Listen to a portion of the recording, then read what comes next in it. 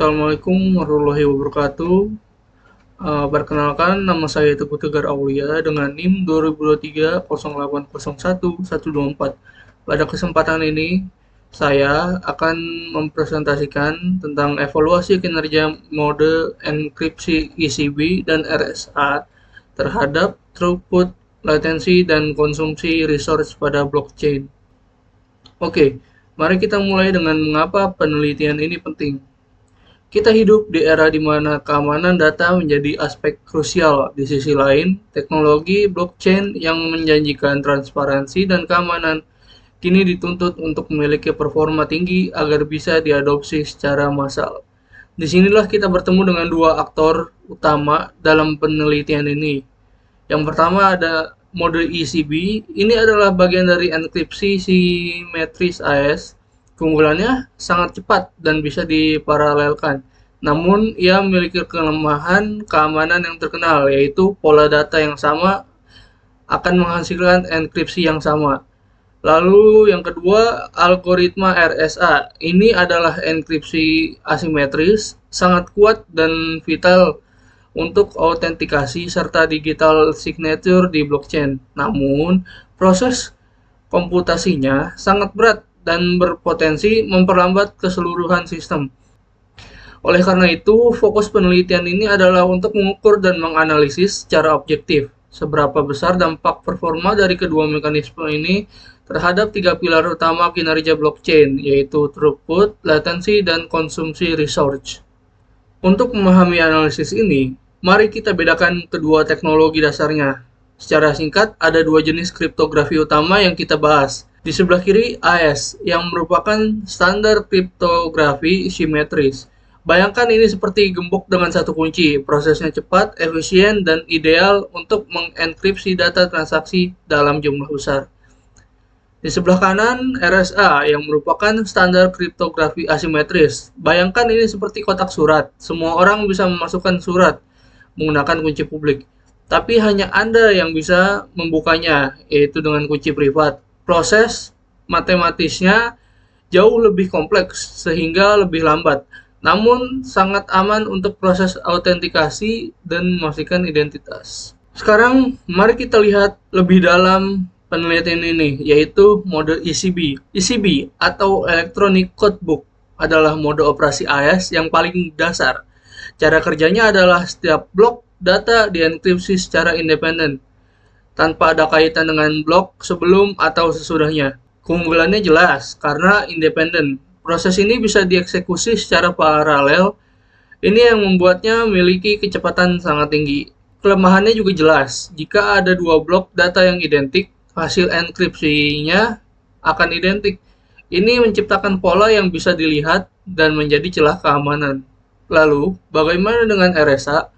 Di dalam blockchain, RSA jarang sekali digunakan untuk mengenkripsi seluruh data transaksi karena terlalu lambat.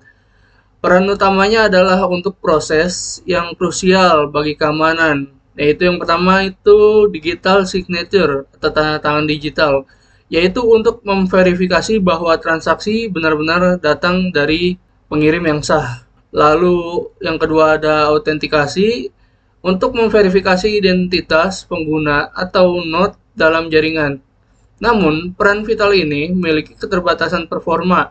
Proses verifikasi tanda tangan ini sangat berat secara komputasi, akibatnya ia secara langsung meningkatkan latensi, yaitu transaksi jadi lama, dan menurunkan throughput yang berpotensi menjadi bottleneck jaringan. Untuk mengatakan cepat atau lambat, kita butuh angka. Bagaimana kita mengukurnya? Dalam penelitian ini, kita menggunakan beberapa parameter performa standar. Parameter utamanya adalah throughput yang biasa diukur dalam TPS atau transaksi per detik atau transaksi per second ya. Ini adalah tolak ukur utama skalabilitas blockchain. Selain itu, ada parameter kunci lainnya. Yang pertama adalah latensi, yaitu tolak waktu tunggu dari transaksi dikirim hingga divalidasi dan tercatat. Ya, lalu yang kedua, CPU dan memory usage. Seberapa besar sumber daya komputasi yang dimakan oleh proses enkripsi ini. Dan yang terakhir, ada konsumsi energi yang penting untuk keberlanjutan sistem. penelitian saya tidak berdiri sendiri. Berikut adalah temuan-temuan kunci dari penelitian sebelumnya. Dari literatur yang ada, kita melihat 3 tren utama.